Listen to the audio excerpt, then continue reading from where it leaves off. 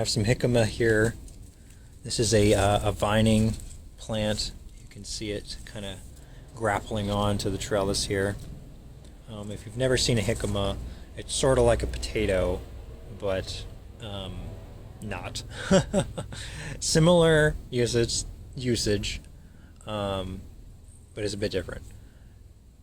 They are really good with just some spices. You can slice them up.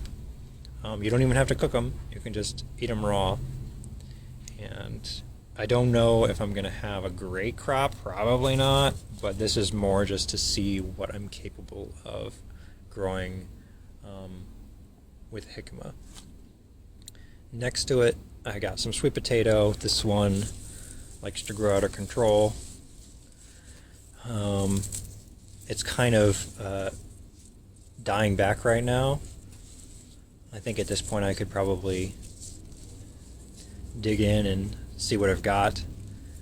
But this guy I grew from one little slip that I grew out of a sweet potato. So this one had some humble beginnings and has been, growing bigger and bigger month over month.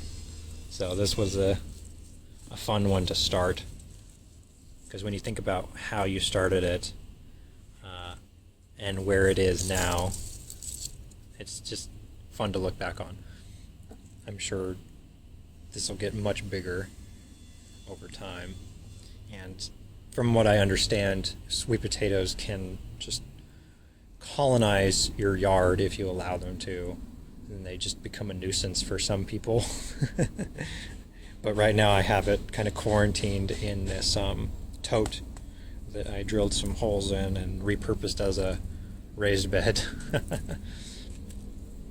Next to it I have another root crop.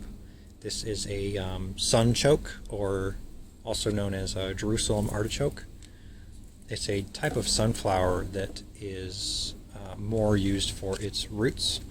It's another one that can be used similar to a potato.